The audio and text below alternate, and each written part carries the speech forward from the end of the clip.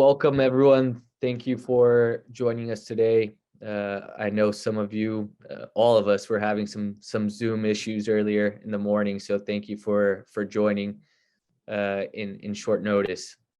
I'm really excited to be here today talking about a subject that is very dear to me, and it's the road to net zero in Latin America. I'm joined by my colleague and managing director at AMI, John Price, who will be providing a macro overview of some of the countries that we'll cover.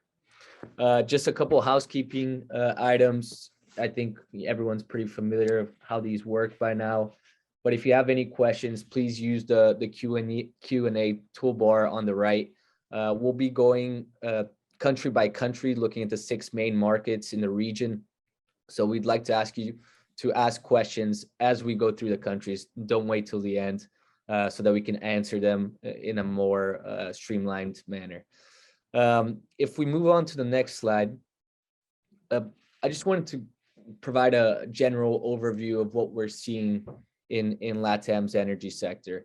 It's been a pretty tumultuous couple of months with the invasion of Ukraine, and that's just thrown the entire commodities market upside down. If we're looking in global terms, it's very hard because we're at a point where we're framing the narrative between choosing energy security or the energy transition.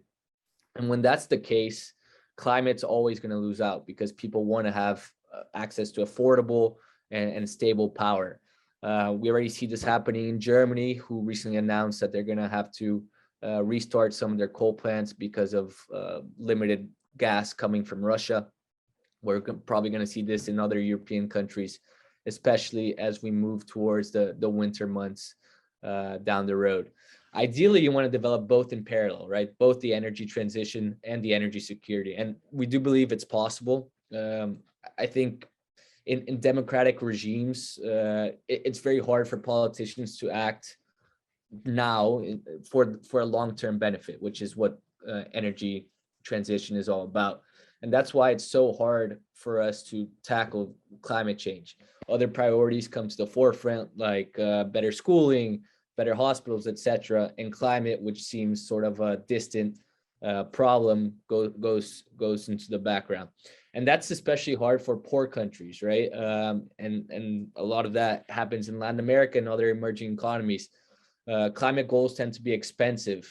We see that overall, if every dollar you spend in the climate energy transition, you'll get around 2.2 back. So long-term ROI makes sense, but in the short term, when you already have strained fiscal purses, you have high inflation, other priorities become more important. And the reality is that lower income consumers, they want the cheapest energy possible, regardless of the source. So energy, what they call energy poverty, is real, and it's something to really consider as we move forward. When we're looking at the oil and gas companies, these are the major companies that have succeeded in developing the fuel source for our economies for the past several decades, and they're all focusing on similar things, right? Lower carbon fuels, so that's renewable diesel, biodiesel, sustainable aviation fuel for airplanes, hydrogen, which is has a lot of momentum right now, carbon capture and storage, offshore and onshore wind, solar power. Those are some of the energy transition technologies that they're looking at. When it comes to their core assets, there's a big focus on LNG and lower carbon crude exploration. So high grading their portfolios to choose countries that have crude that's lighter and sweeter, or abundance of gas. But what many of them are overlooking are some key risks. So changing political environments, especially in Latin America, unclear or unexistent demand for newer technologies, the possibility of having stranded assets because of the energy transition. And there's several ways to mitigate those challenges, but I don't really think that oil and gas companies are tackling those appropriately right now. all in all, there's no silver bullet for the energy transition, right? You need a diverse set of technologies that are convenient for each jurisdiction. So it's based on resources, infrastructure, etc. And you know, for Brazil, those solutions can be different. What is appropriate for Colombia, for example. And if we look into Latin America specifically, those were some more global trends in the energy sector. If we're looking at Latin America's energy sector in specific, we see a big shift to leftist governments, and that tends to accelerate the focus on the energy transition. But on the downside, it's likely to discourage some foreign investment. We've seen that already in Chile, in Peru, in Mexico. And we'll talk more about this later, but that's something that's top of mind for investors and operators.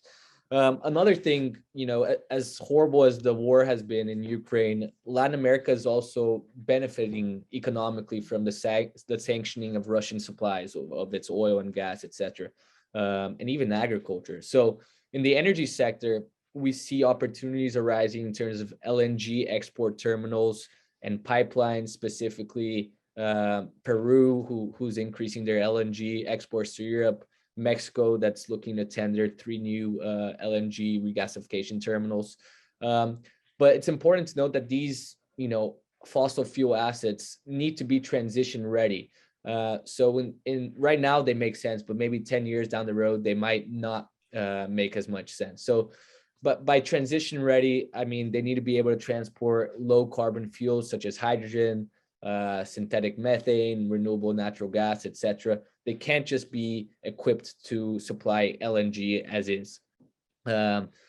In general, also, we see that countries with large hydrocarbon resources, so the US for one, but in Latin America, Brazil, Mexico, Argentina, Colombia, they will likely increase their oil and gas investment and production to substitute some of that deficit from Russia. Countries that do not have these hydrocarbon resources, mostly in Central America and the Caribbean, will likely accelerate their focus on renewable energy, especially as they try to, find some sort of energy security in these volatile times. Overall, there's three technologies that we see a lot of potential in Latin America. There's hydrogen. The only thing is that there's not much demand locally for hydrogen. So most hydrogen projects should be focused on exportation of hydrogen. And Chile, who's the most advanced in that realm, is developing a lot of these types of projects. Distributed generation, we think, is a great opportunity in several LATAM markets, Brazil and Chile, but also Panama, Puerto Rico, and some other Caribbean and Central American countries. And then energy storage, but energy storage is more for the midterm horizon because its regulation is still very green, still quite immature, and that's delaying the deployment of new technologies, energy storage technologies. So that's our overall view of what's going on in Latin America's energy sector. And I want to pass the word to John, who's going to give us a little bit of a macro view of what's going on in the region. Thanks, Arthur. For the purposes of being time efficient here, I'm going to have to be quite broad, but keep in mind that this is a region, Latin America, 21 countries, and with the Caribbean, upwards of 40 countries. So let me just say that we are still in the suffering the impacts of COVID. And I don't mean from a healthcare perspective. The first wave of COVID was healthcare. The second wave of impact of COVID was economic, and now, and there's still lingering results from that. And now we are in the throes of the political hangover of COVID. So let me explain. Almost every country in Latin America, with the exception perhaps of Mexico, took on pretty enormous debt levels in order to, first of all, cover the lack of ability to tax a service-driven economy. So it was the service sectors that were shut down during lockdowns. They no longer paid taxes, and that left the country short of cash. And then, of course, there was varying levels of generosity and outreach by governments to send money to small business, to the poorest, and also some subsidies and giveaways at the corporate level, all of which drove fiscal debt levels enormously in 2020 and even 2021. Everyone was given a free pass by the international lending community in 2020, but began to demand fiscal prudence in 2021. Most countries failed to do that and suffered sovereign risk downgrades as a result. Now, why is this important? It means that almost every country in Latin America is in a fiscally tight spot.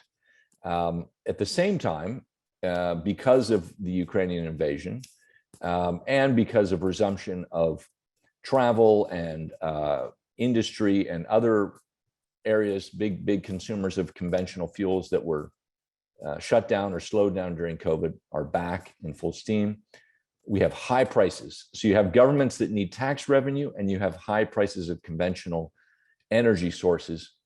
And we have a slew of new governments coming into power. That recipe lends itself, in particularly countries that are net exporters of energy, to do two things. Really, one, to tax the sector more, to get more out of it, which means that countries that are net exporters of conventional energy are even more economically dependent on those sectors to balance their budgets than before COVID.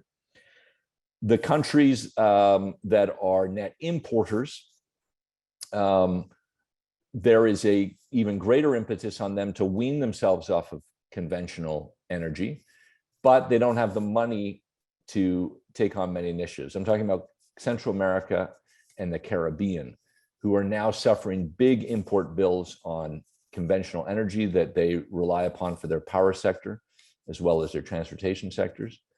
And they're really cash starved as a result, which makes it tough, even though there's even more space for renewable projects. It can be tough to find the capital to take that on. And certainly any government help becomes more difficult. And across the region, we're seeing the cost of fuel subsidies, gasoline subsidies, which has being a popular political tool governments use to sort of keep people happy. It's a very regressive tax. It tends to actually favor the middle and upper classes who are vehicle owners. But it is being popular, and governments are cutting back on that. And that has made rising energy prices, particularly at the pump, a big political issue across the region. So there's a real confluence here of, on the one hand, a fiscal need for more tax revenue, on the other hand, high fuel and energy costs. And so this makes energy policy suddenly, if not the most important policy in voter minds, certainly in the top three. And we haven't seen that for a while in Latin America. So that makes this discussion, and certainly whether you come from the conventional energy sector or the renewable energy sector, this is a critical period of time with new governments coming in. And I'll comment more on the nature of this new government shift as we get into each country. Great. Thank you, John, for setting the stage. Yeah, challenging time, inflation, strained fiscal purses, new administrations, definitely a lot to tackle. So we want to start off with a poll question for our audience and ask what percentage of passenger vehicles sold in Latin America were electric in 2021? So we'll give you about 20-30 seconds to answer that. We just want to get a perspective of what you guys are seeing in the market.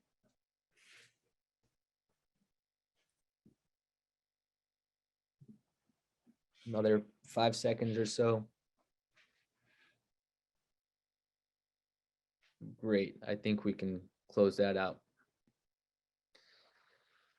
So many of you answered a mix. There's a mix of people that thought 2%, about 30% of that, and then another 30% that said less than 1%, and then 30% or so that said 1%, and 10% that said 10%. So, pretty spread out.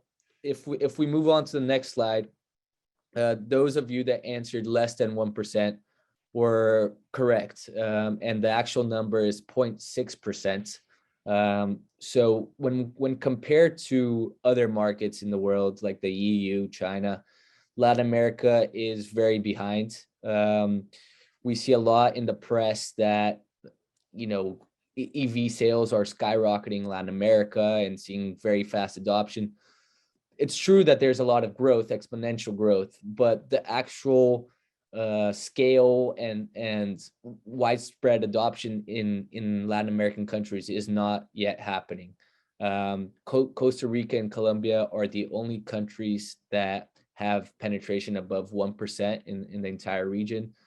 Most other countries are 0.5% or less. There's a lot of opportunity here still. 40 trillion is coming in EV charging infrastructure through 2040. That's twice the size of the global economy in terms of GDP.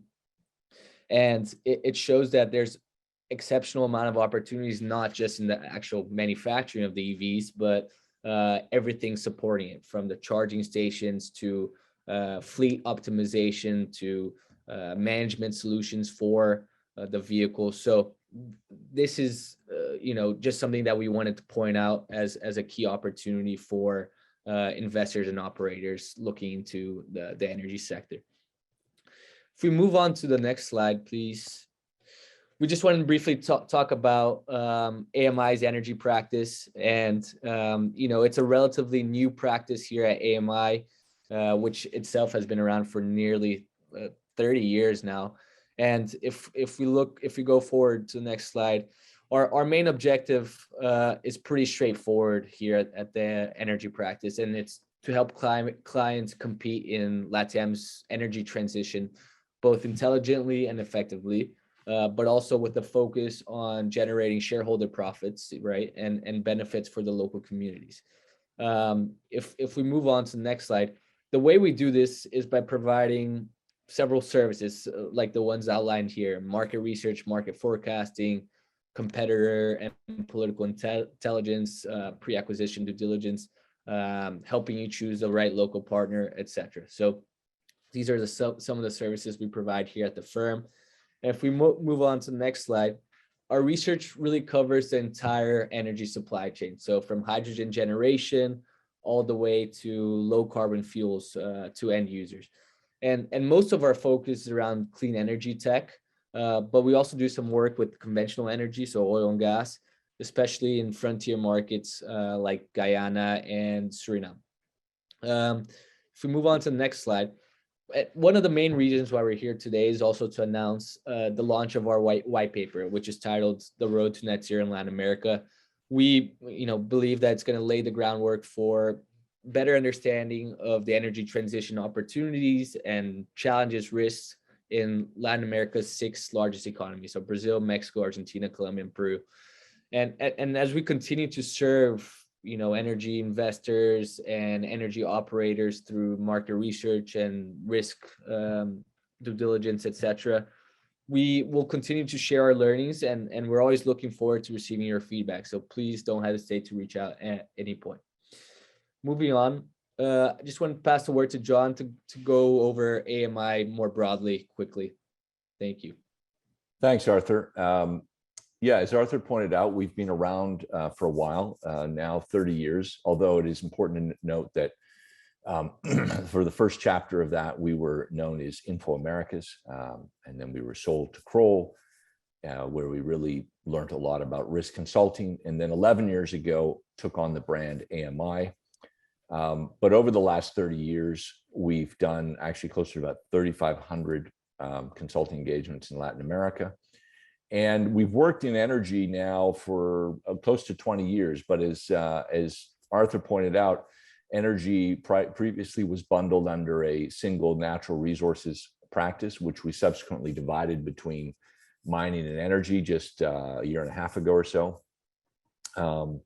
As we'll see on the next slide, a consulting firm like ours is only as good as the clients that we attract. And we're very fortunate to have attracted many of the world's largest investors in Latin America today. In fact, last measure, I think we had served clients over 50 of the world's largest 500 investors in Latin America. And as you can see here, we service different sectors. So energy practice is one of our practices. We have a mining practice. We have a payments practice, logistics practice, industrial practice, consumer practice, healthcare practice, insurance, and education. And each of those service those industries. And oftentimes there will be interesting areas of collaboration between our practices as issues transcend more than one practice. A great example is e-commerce that can bring together logistics and payments.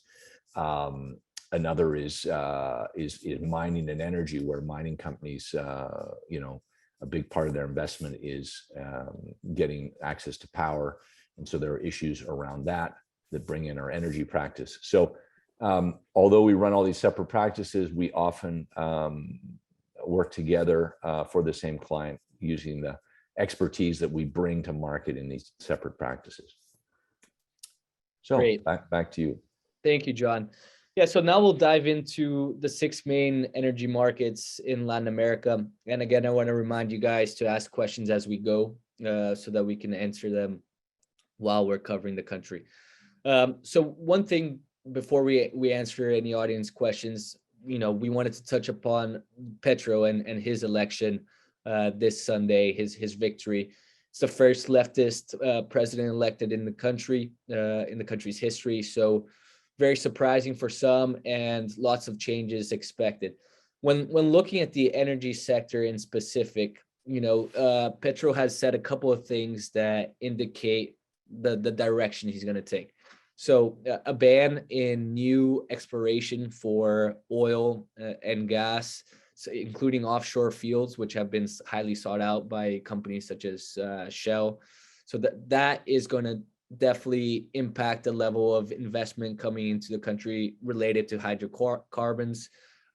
He also said that he's going to ban fracking, which has been a controversial issue in Colombia for the past few years, but there's a couple of pilot programs that ExxonMobil, for example, was about to get started, which are now put up in the air and are pending. There's definitely going to be an increase in the role of the state-owned oil company Ecopetrol. They produce around 60 to 70% of the oil in the country, and Petro is going to appoint board members that are aligned with his views. So we definitely will see. Ecopetrol has been a leader in terms of developing its energy transition strategies among national oil companies, but we're going to see that accelerate with a bigger focus on hydrogen, on low carbon fuels such as biofuels, etc. So that's something that's going to happen. And as John mentioned briefly in the introduction, there's also a possibility of higher taxes, especially related to the private companies operating in the energy sector. So those are some of the broad themes that we're seeing due to the election of Petro. But I want to also pass the word to John for him to talk about the macro overview of what Petro means for Colombia. Thanks, Arthur. In fact, I was in Bogota on election day, both rounds, and had the privilege of being in private sort of advisory calls with both Petro's economic team and Hernandez's economic advisor. And I think that, Petro has a plan, but all plans change when you begin to govern. Petro would like to, Colombia changed its laws around royalties applied to the oil sector from one based on revenue to one based on profit. And what ended up happening, that was after that happened, energy prices dropped significantly. And so a lot of these energy companies were realizing very little profit, and therefore royalty flows into the government coffers were tiny. And he would like to change that. He would like royalties to be applied at the revenue level. I think that one thing was pretty clear, and I think you can rely on in Colombia, is that both Petro, and his economic team have said that although they don't want to encourage new exploration either in energy or mining, they will respect the contractual terms of any concessions that are already in place. And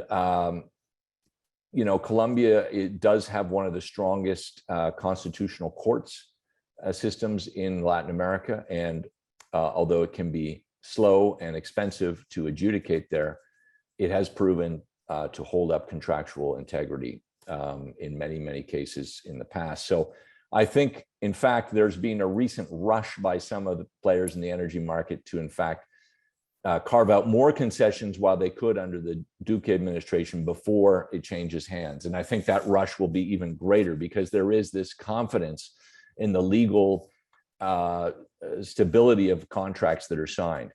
And I think that will be difficult for him to undo. I do believe that there will be greater taxation on conventional energy.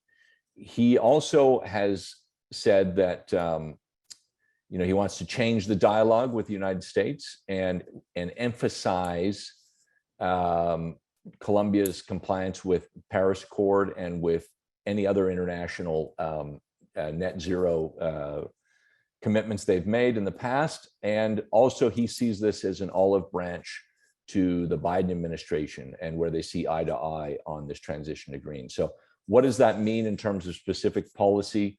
Colombia's already had a pretty progressive energy regulatory environment to encourage renewables. So we'll see to what degree that changes. I don't think there's a lot of money on the table to add incentives, but certainly we have a president that is in support of green energy for sure. Yeah, thank you, John. And a couple of the things you said actually brought some ideas to mind. And the fact that there's not going to be any further exploration of gas and oil and also mining means that the gas reserves that are already falling in Colombia are going to continue to fall. And that means that, of course, there's going to be more opportunity for renewable energy development, and that's going to be necessary to replace that falling gas, but also the possibility of import terminals, LNG import terminals. There's a Buenaventura terminal that's been considered for 3 or 4 years in the Pacific coast that will probably move ahead. So it's something that Petro has to balance, not developing hydrocarbon reserves, but perhaps having to import some of that while the renewable energy development is taking place. So finding that balance is very tough. There's been almost 4 gigawatts of renewable energy approved by the Colombian government, but only 151 megawatts installed, so less than 1%. The big reason behind that is permitting issues, local community opposition, just lack of capital, lack of investment. So it really is tough to balance these grandiose views of making everything green and then actually dealing with it in reality, which is it takes some time to develop these projects. It's not from one day to the next. And then one question we have actually from the audience, which I also wanted to get your point of view, John, perhaps on the mining side of things, is where are local communities more of a risk for renewable energy development in Colombia? So that's a good question. Thank you. I think that the most obvious answer is in La Guajira, which is a big coal exporting region, but also has extremely favorable wind conditions. And actually, there's been 16 or so wind projects approved in Colombia, but only one has been installed so far.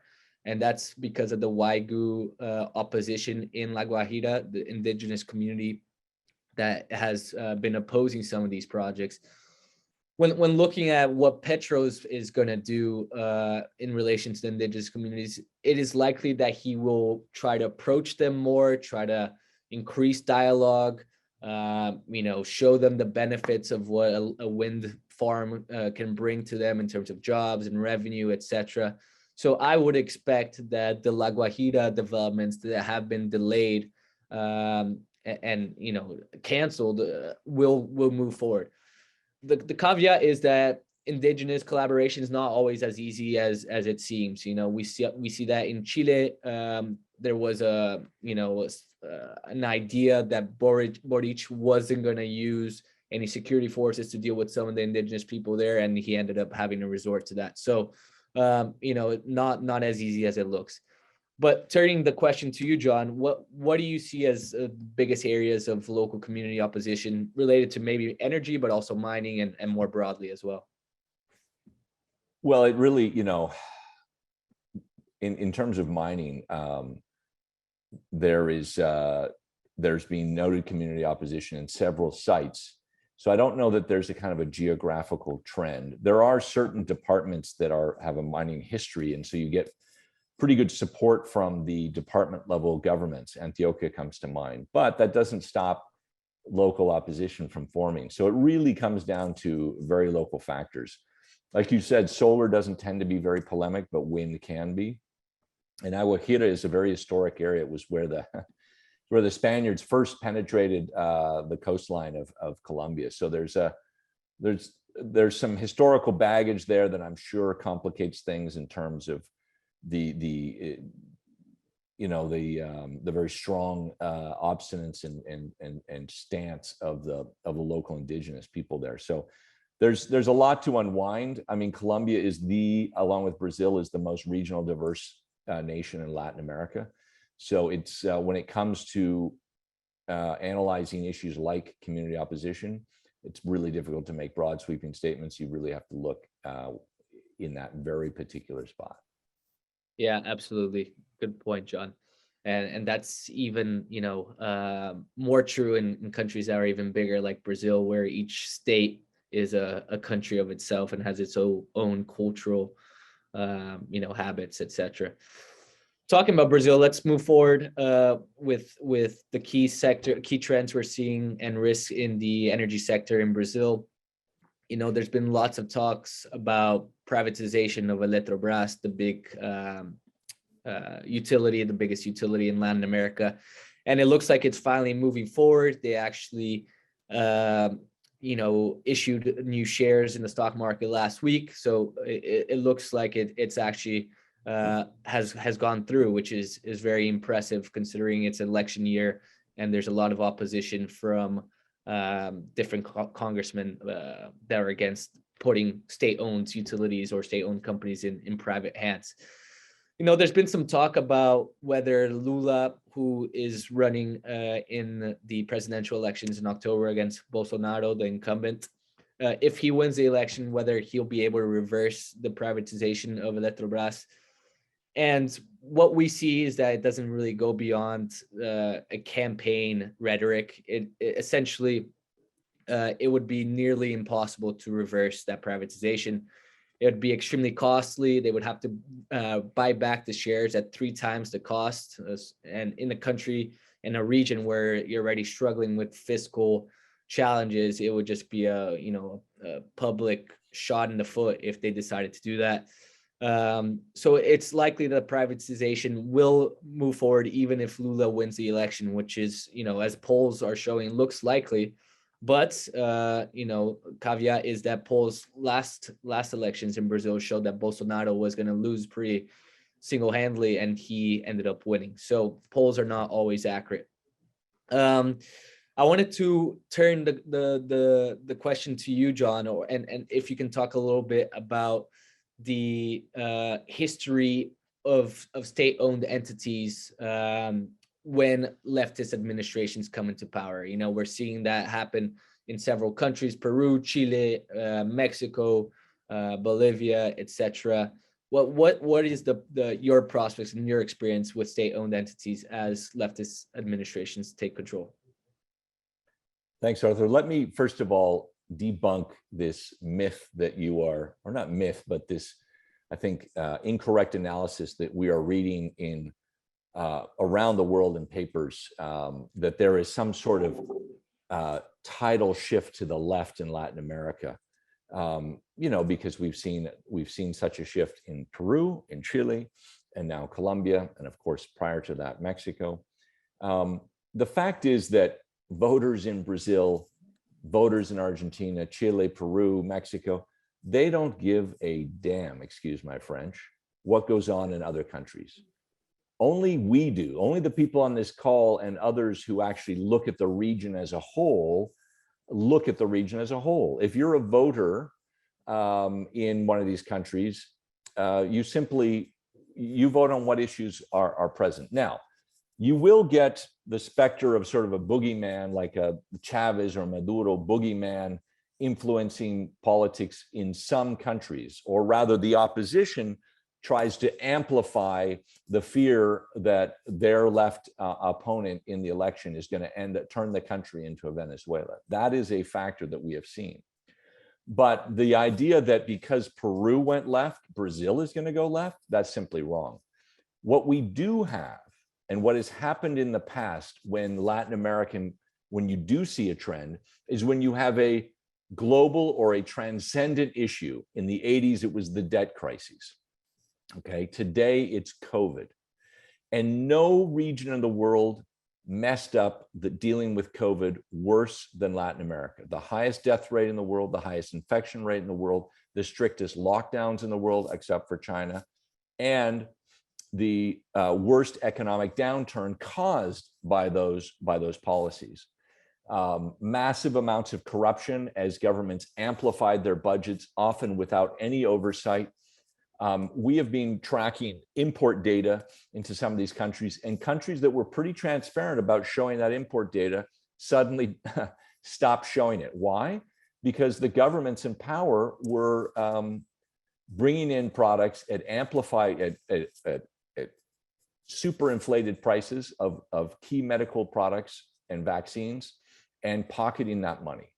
And the voters in Latin America are widely rejecting this. Every single election since the beginning of 2021 has seen the rejection of incumbent powers.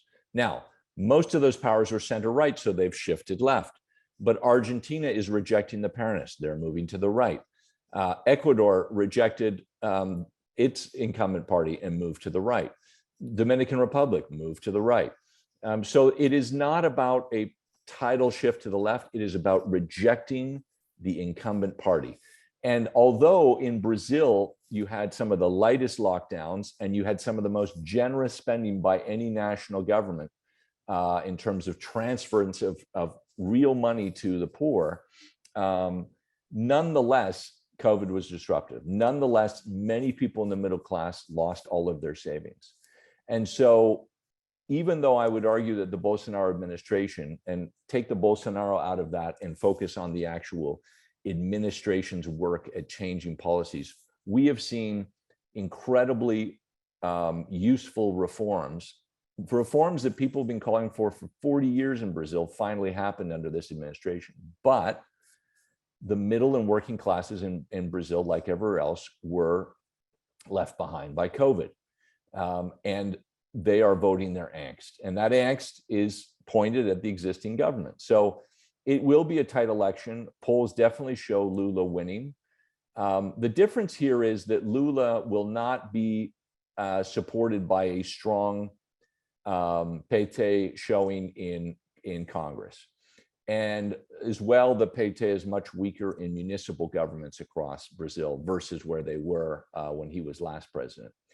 And therefore, I think that particularly the second administration of Lula, where the PT was stronger and you saw massive corruption, I think if you look at Lula as a leader, he has always been pretty pragmatic and a consensus builder. And as Arthur says, these privatizations will be very difficult to reverse. I mean, any investor who is looking to buy these state assets is going to have a bulletproof contract that cannot be undone. It will need to be adjudicated in international courts. It will be expensive to do so. And Lula has other battles to fight. At the end of the day, he does not have the kind of emotional and historic ties to state-owned enterprise the way AMLO does in Mexico. So I don't see a threat there. I think what you will see is changes around some of the rulings that are really decreed by the president's office around incursions into protected lands, the buffer zones that are needed for exploration, whether it's in mining or energy, close to those lands. And some of the, and we'll see a greater, I think, commitment to international agreements that Brazil has signed. But I don't see Lula, who will have to govern over a very centrist Congress, making radical reversals on what's being achieved in the Bolsonaro administration. For sure, yeah, two very important points there. First, it's not a shift to the left; it's a rejection of the status quo. I think that's very important to remember.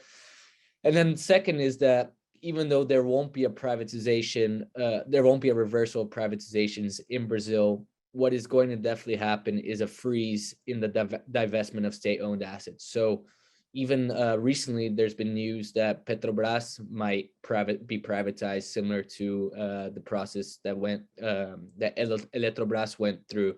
And if Lula wins, that definitely is not going to move forward. There's no doubt about that.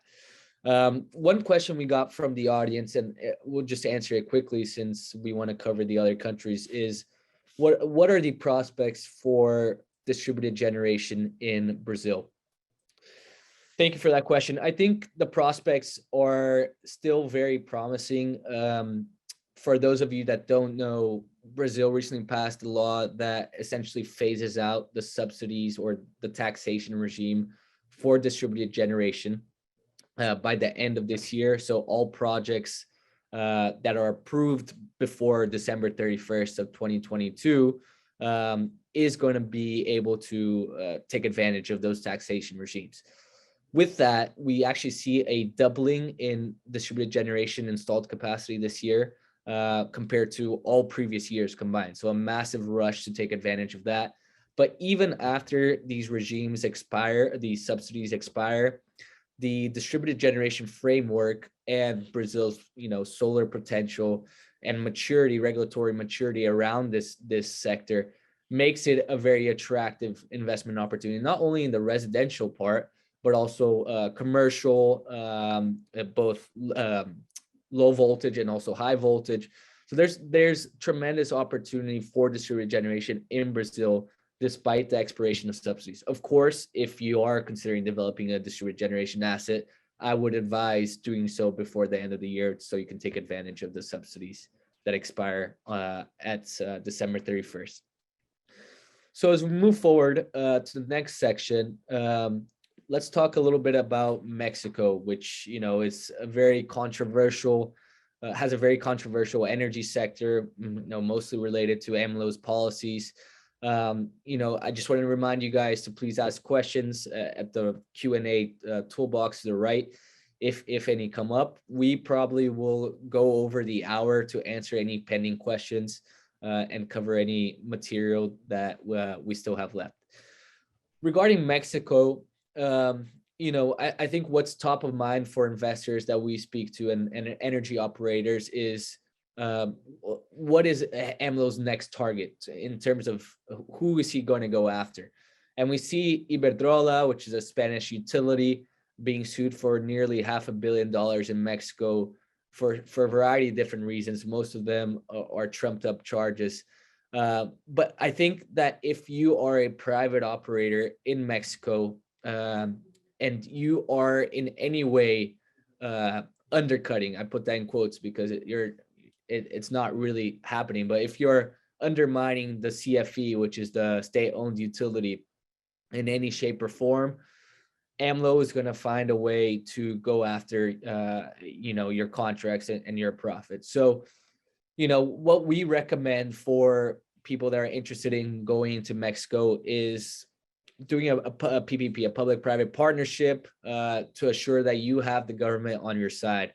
It's not a very promising sector for renewables right now, even though there's a lot of potential in terms of solar in Baja California and also wind in other parts, Oaxaca. So, there are opportunities, but you got to find the right structure. And what we think makes sense is PPPs. And then when we're thinking about gas and LNG, there's great opportunity there because Mexico has access to basically a straight route to Europe, where they can export excess gas to global markets. And Mexico itself doesn't have excess gas, but they import a lot from the US, and then they can regasify that, turn it into liquid, and then ship it off to Europe. And that's why they're tendering, or they're looking to tender 3 new LNG export terminals.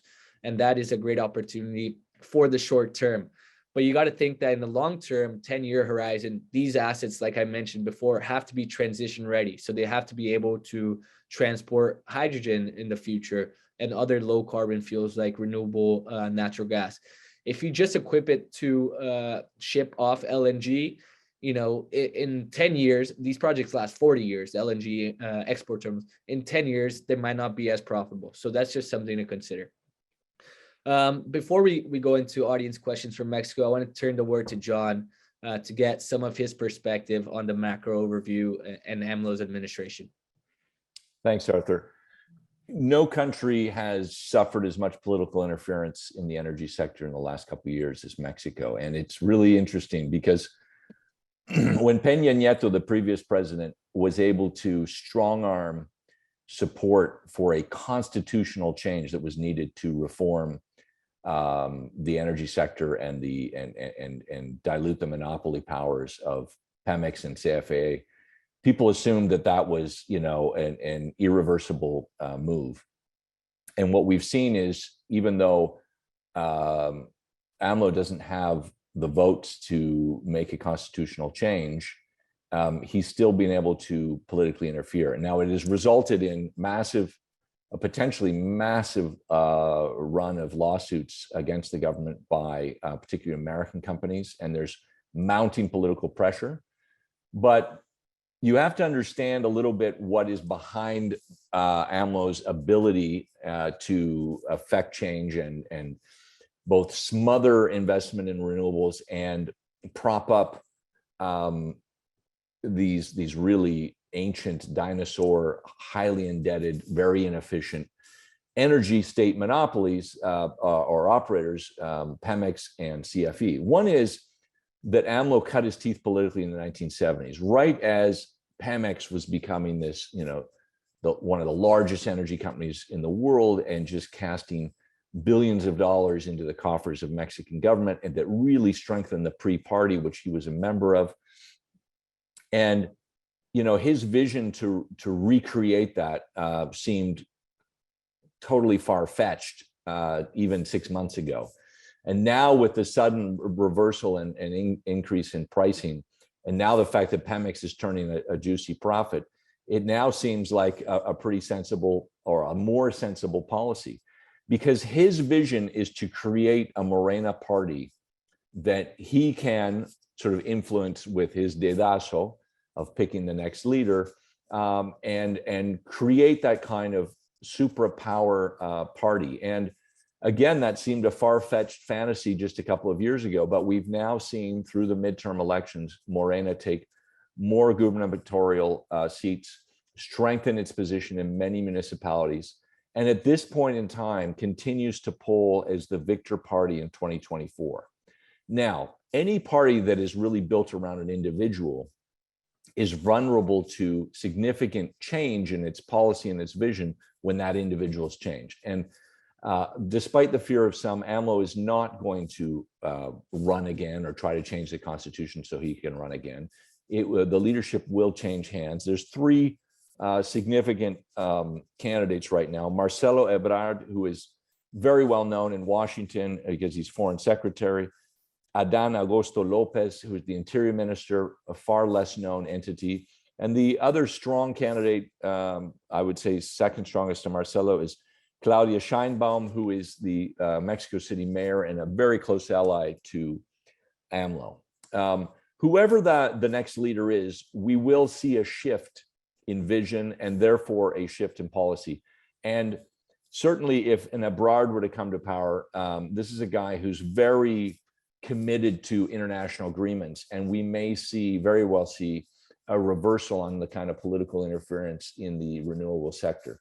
Whereas a Claudia Scheinbaum, who is very loyal to AMLO, may feel committed to continue AMLO's vision of energy. So there's a lot at stake ahead of the next election, but in the meantime, I think it will be tough going. And as Arthur points out, the smartest strategy is to partner with the government to ensure that they're on side your project. Yeah, perfect, John. And I think if you try to compete against the government right now, it won't be a good outcome for your energy asset. So I think we should move on to the next slide, next country, because we're running out of time. But before we get there, we wanted to poll you guys again. And this question is more related to the energy practice itself. And we'd like to ask if you'd be interested in a free consultation with AMI's energy leadership to talk about the following services. So market research, that includes market sizing, segmentation, market entry strategy, competitive intelligence, regulatory intelligence or political risk analysis, pre-acquisition due diligence, partnering, so helping you find or choose a local partner, and then something as simple as an in-depth presentation to your team about risks and opportunities in LATAM's energy transition. Lastly, none of these is also an option. So I'll give you about 10 seconds to choose one, or you can actually choose multiple if you want, before we move on to our following 3 countries. Great. Let's wrap that up. So moving on to Argentina. Argentina has been sort of in the shadows in terms of LATAM's energy sectors because of recent policies and hyperinflation and different financial issues. And a question we actually got from the audience is what is the outlook for Argentina's energy sector if the Peronists lose power? And I think before we answer that, it's important to give some context. So once the Peronists gained power about 2 years ago, there was a major shift towards hydrocarbons and towards the development of Vaca Muerta, the second biggest shale formation in the world. And to do so, Argentina's government is depending heavily on YPF, the state-owned oil and gas company. The thing is, if the Peronists do lose power in 2 years or so, when the next presidential elections take place, we expect, of course, the Vaca Muerta contracts to be fulfilled and continue, but to have a major shift towards renewable energy development, as we saw in the last Macri administration. Macri did put in some good regulatory structure and frameworks to accelerate development of renewable energy.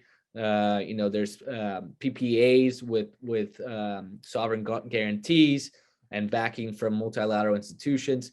Those still apply and can be highly attractive for energy investors and operators looking into Argentina. Argentina also has very good, generation possibility in terms of wind in the Patagonia region and solar in some more select locations. So Argentina does have a lot of potential for renewable energy development, but only if there is a shift away from the Peronist administration. As it stands, it does not make sense to develop renewable energy in Argentina. But there are opportunities in terms of gas and oil in Vaca Muerta. And there's a lot of subsidies going into that, a lot of different taxation regimes that are beneficial for foreign investors coming into Vaca Muerta. So that's the most promising opportunity in the country in the midterm horizon. I just wanted to pass the word to you, John, so that you can talk a little bit about what you're seeing in terms of the macro outlook for the country. Sure. Well, again, Argentina follows into this pattern of rejection of the incumbencies. We saw it in the midterm elections last year, where the Peronists lost control in the House, and they and suddenly there was a shift in their posturing in front of the IMF. Now, in the latest poll, just in the first week of June, the Peronist or the incumbencies were polling at basically 24%. Juntos para el Cambio, which is Macri's party, would be leading about 36%. and relatively new players, the liberals, who are even further right to Juntos para el Cambio on many areas. They're also polling very close to the Peronists. So it is almost a foregone conclusion that the Peronists will be out, and that Argentina will shift to the right. And I think that will, I'll defer to you, Arthur, as to how they might treat. I would think that Vaca Muerta will continue to be a source of pride to any government in Argentina, an important source of future income, but perhaps the anti-renewable stance of the Peronists will stop, and we'll see a nice balance between conventionals and renewables. But I think that we will say goodbye to the Peronists in the next election in 2023. Yeah, most definitely. Thank you, John. We covered a lot of these issues in the white paper we're launching. So all of you that are attending today will receive a copy of that. And there's no question that an acceleration in renewable energy will happen once the Peronists, leave power. I know we're getting close to the end of the hour. We're actually going to go past it for those that can stay. If you can't, no problem. We'll share the recording after the fact. But if we move forward to the next country, Chile. So Chile, there's also been administration changes with Boric, leftist president being elected, the youngest president in Latin America. And, one thing about Chile that there's a lot of attention from energy investors and operators is green hydrogen development. It's a country with very cheap renewable energy, a lot of installed capacity already. I think it's past 20% already in terms of generation, in terms of non-conventional renewable energy. There's a national hydrogen strategy that was approved in late 2019, which provides a lot of tax incentives and funds for hydrogen projects in Chile. So Chile, in terms of hydrogen, is most definitely the most appealing prospect in Latin America. The thing is, as I mentioned earlier, there's no domestic market for hydrogen in Chile. So if you are going to develop a hydrogen project in the country, it has to be focused on exportation. And a lot of the projects that are under development right now, there's Enel, Engie, there's a lot of international big energy players that are involved, have some sort of hydrogen export aspect to their projects, as well as ammonia. So, if you are going to develop hydrogen and it's still quite green there in Chile, it has to be focused on international markets. One thing that's top of mind, and I wanted to turn over to John, is the rewriting of the Constitution, which is taking place as we speak, and it's going to be put up for a vote later this year.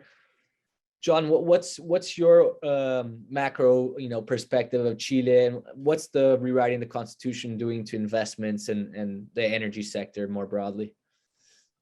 So the constitutional rewrite, includes hundreds of clauses, and each clause or each section needs to be approved by 67% of the Constitutional Assembly to make the final version of the new constitution that will be proposed.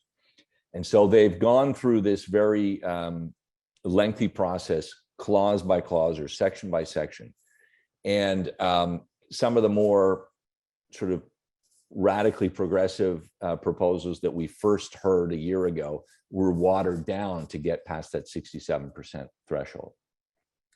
At this point, the sort of common thinking is that this new constitution isn't nearly as doesn't represent nearly the radical change that people feared, that certain business investors feared. It will come to a vote later this year, and that vote, which will be a plebiscite or a referendum, requires 50% of the population or the voters to approve.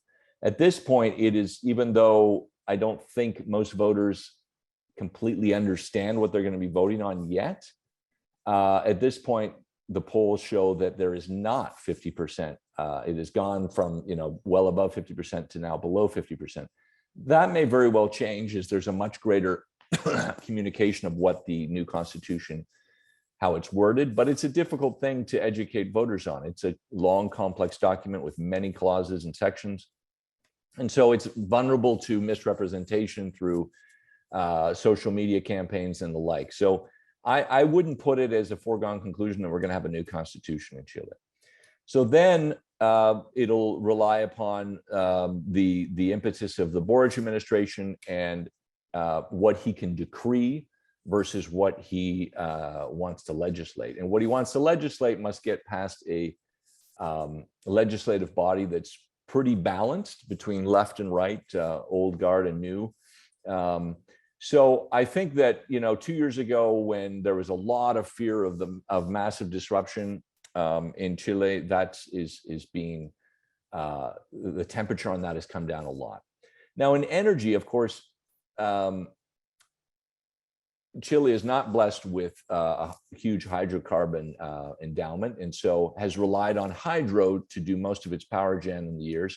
But hydro has become very difficult to develop. And if some of the rights are further extended to indigenous communities and natural lands that the Constitution may bring, those types of projects, very disruptive, physically disruptive projects, will be even tougher to put in place, which puts greater need on the development of less disruptive renewables, particularly solar. And here you have strong political support from Boric. He's very proud of the progress that's being made in renewables. And I think, although he doesn't have a lot of money to spend on it, he will certainly be encouraging of that sector. Absolutely. Yeah, Boric has labeled his administration as the first environmental administration in history.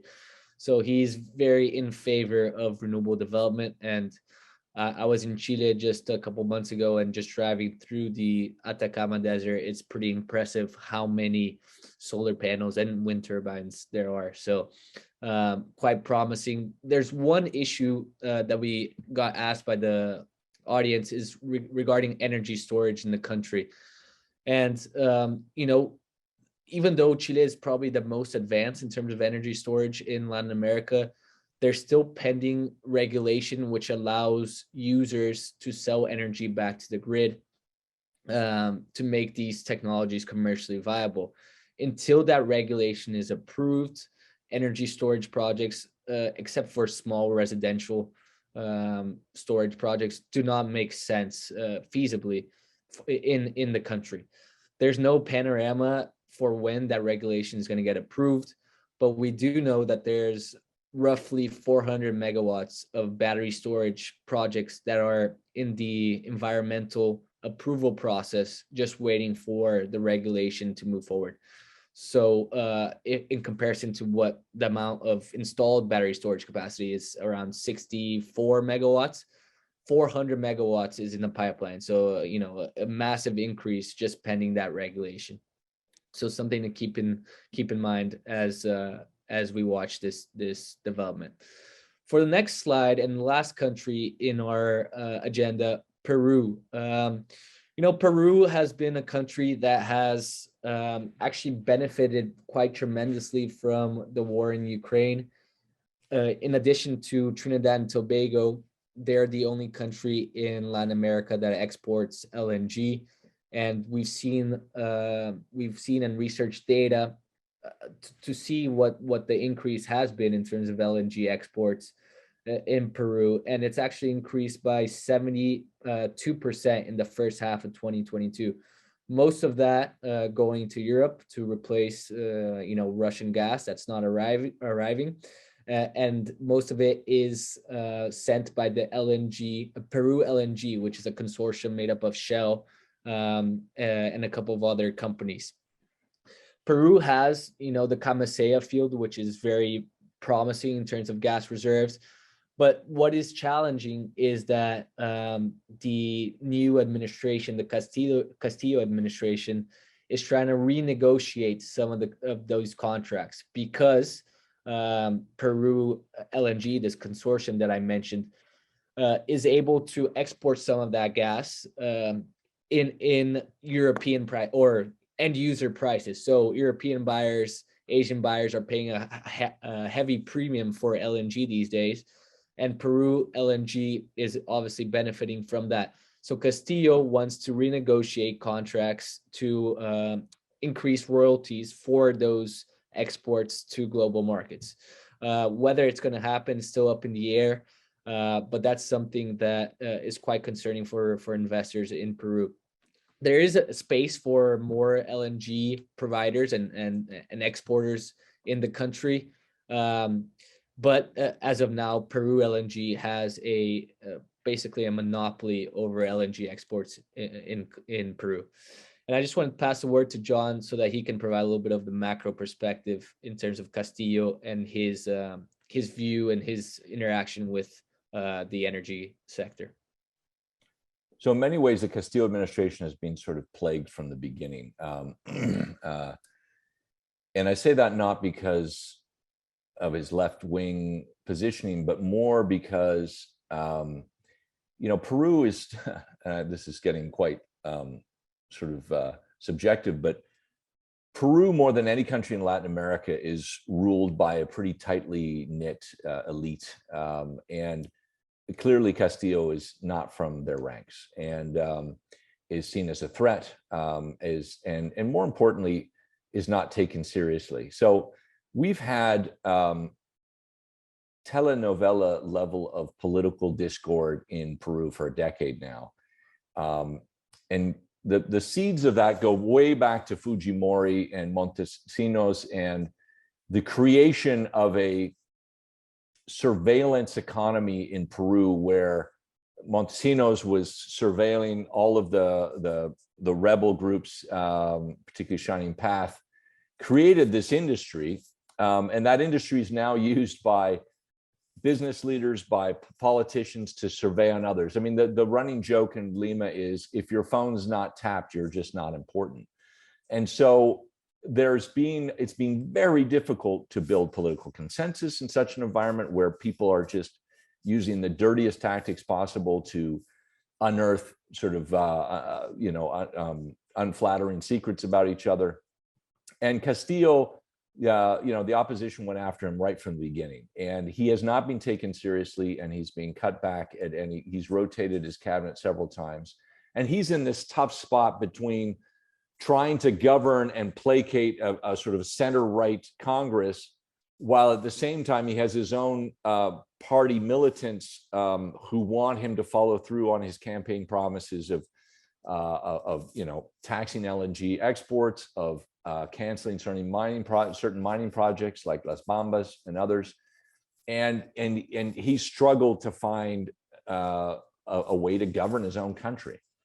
So why do I mention all this? I mention it because I think that the LNG consortia, which has already been complaining for over a decade about the fact that they can't export more of their gas, that they have a sort of a quota in their contract to sell a certain minimal amount in the national market at much reduced prices versus international prices. They've already, they've ramped up production enough to get some export revenue out of that project. They will fight tooth and nail any efforts to tax that international income, because that little bit of international income is what keeps the project viable.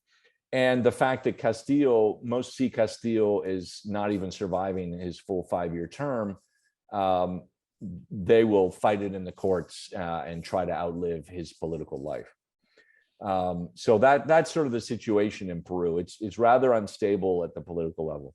I wanted to take a shot at answering Alexandra Malet's question about how are indigenous groups in Latin America defending their rights. And she pointed to an example in Canada of an indigenous group that was really brought in, and given decision-making authority. So let me make two statements. First of all, most Latin American countries signed the UN resolution ILO 169 back in, I think it was 89 or 90, right at the end of the Cold War, when Latin American governments who had been very much under the thumb in terms of international politics of the Americans and a few cases of other powers. And this was their way to project their independence. And so almost all of them voted in favor of the resolution. not really realizing what long-term repercussions it would have. And today, the and the term indigenous really varies country to country. You have certain countries where there's clearly defined peoples who are proudly indigenous with clearly defined territories where they live, and others through the mestization of their populations over the years do not have such clarity around who those communities are. So it varies by country. But where you have strongly defined groups, they have used that ILO 169 as the vehicle of projecting their rights. And the ILO basically says any projects that's developed within, I think, 50 kilometers of their defined territory must be subject to a referendum. And if the people who vote on that referendum vote against the project, then that project cannot go forward. So this has been the vehicle.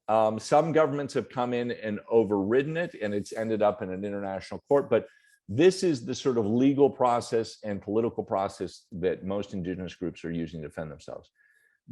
I don't believe any country in Latin America has granted the kinds of autonomy over subsoil rights that we see in places like Canada, the United States, and therefore it's the ILO 169 that is being the principal vehicle of defending their rights.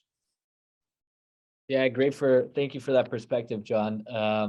Yeah, definitely a regulation that has impacted tremendously how not only energy projects are developed in the region, but also mining and any type of extractive project overall. One question, if we move on to the next slide into our Q&A section, thank you guys for staying overtime. We'll try to answer a couple of these. One is from Fabian. What are the perspectives for renewable energy development in Peru? And what is the position of Castillo's government beyond LNG and the mining sector? I'll take a stab at that, but John, feel free to add if there's anything missing. So in terms of renewable energy in Peru, it's one of the countries that has a lot of potential, both solar and wind, but has not achieved that potential. And there's a variety of reasons behind that. Mostly it's regulatory. Solar is not considered as firm power, so it can't be, it can only be contracted via government auctions, and you can't sign bilateral PPAs, private PPAs for that, for those types of projects. So that's delayed the development of solar projects. But Castillo is definitely in favor of renewable energy, accelerated renewable energy development in the country. The problem is he hasn't been able to, reform some of the regulatory structure that is necessary for that renewable energy development, and it's not looking likely in the near-term horizon. Wind power, for example, before Castillo took over, was granted that firm power consideration, and we saw a tremendous growth in terms of wind development in Peru. But until solar is assigned that firm power consideration, it's going to remain quite quite small in comparison to what its potential. So renewable energy in terms of resources in Peru has potential, but in terms of the regulatory framework and the current administration, it's not looking very promising. The next question we got is from Thomas, and I think John already answered it live. I just want to remind you guys before we wrap up, if there's any other questions you want to ask, now is the time. Here from Norman Gridley. Thank you, Norman. Can you elaborate if there's any discussion in Chile about the sourcing of energy for RO and desalination projects for mining and communities? As the climate change impacts increase the need for seawater for both human and industrial use, it will become imperative. Thank you. John, do you want to take a stab at that first, or, and I'll go after?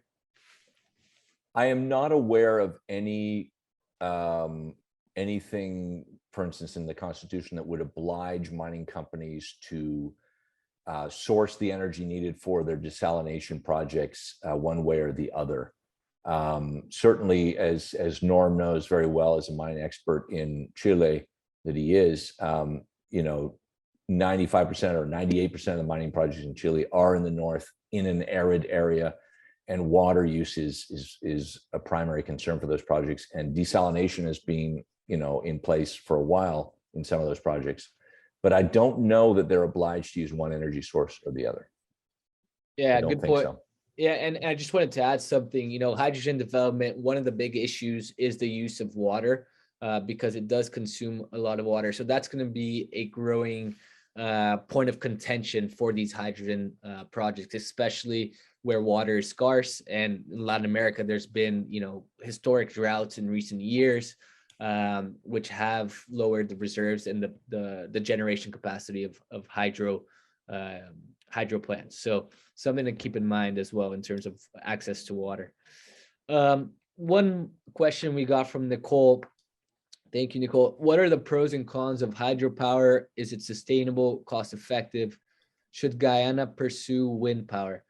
Okay, so quite a lot there. No, pro of hydropower, pretty clear. It's there's no emissions. It has been pretty reliable in the past in Latin America. It accounts for over 50% of the region's generation.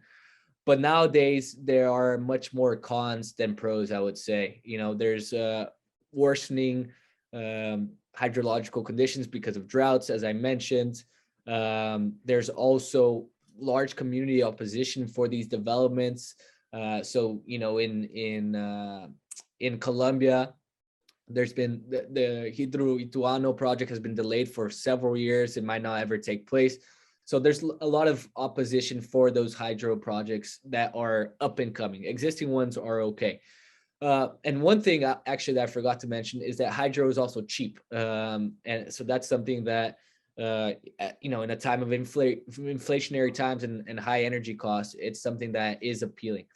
In terms of Guyana and wind power, we cover Guyana quite closely for the past 5 or so years. And of course, all the focus is around the oil and gas development. So for those of you that haven't been following, Guyana has discovered around 11 billion barrels of oil equivalent. Around 20% of that is gas. They're currently producing around 360,000 barrels per day, but they're going to ramp that up to around 1.4 million by 2028, making them the third largest oil producer in Latin America, and actually the 17th largest in the world. So lots of potential there for Guyana, and also Suriname, their neighbor, but especially for Guyana. In terms of wind power, there's been some studies done there that show that wind power is not very feasible or reliable in Guyana because of the extended periods of extended rainy seasons that affect the generation capacity of wind. So right now, what we recommend for people looking into renewable sources in Guyana, it's definitely a bigger focus on hydro, which it has already some experience and some developed projects, as well as solar, especially in the hinterland area where there's a lot of solar radiation. So hope that answered your question, Nicole. And I think we actually have arrived to the end of our questions. So, actually one last one from Ricardo. Any comments regarding hydrogen production generation to use as an alternative fuel in Latin America? Any countries in LATAM focusing on hydrogen production? So in terms of hydrogen, the biggest focus right now is for exportation and not really for domestic use, just because there's not really the supporting infrastructure necessary. So hydrogen fueling stations, and transport infrastructure in terms of pipelines that could deliver the hydrogen from the generation to the end user. There's also unclear market demand, right? We don't know which industries will be able to use it yet in LATAM. The vehicles, there's no use for hydrogen fuel cells quite yet. So the demand is unclear for hydrogen. And also there's not the supporting infrastructure that will lead for it to scale. The only exception that we see is, as I mentioned earlier, Chile, where there's a lot of low cost renewable energy, where they're developing hydrogen projects for exportation. And to a smaller extent, Brazil in the north of the country, in Ceará, Piauí, Bahia, some of those areas, there's a lot of hydrogen pilot projects going on. But as it's important to note that hydrogen is more of a 2030 prospect for Latin America. Chile, as I mentioned, is the exception, but for most other countries, it's going to be blue hydrogen production, which is the production via hydrocarbons and using carbon capture technology. So that is the overview for hydrogen. Thank you very much, all of you, especially those that were able to stay until the end of the webinar. We appreciate the questions. As I mentioned, we'll be sharing a white paper with everything we talked about and much more, covering opportunities and risks in the energy transition in Latin America. If you guys have any questions, please feel free to reach out. And we're also, welcoming any feedback on the white paper itself. Thank you, John, for your great comments. It's been a pleasure as always. And thank you all again. Have a great day.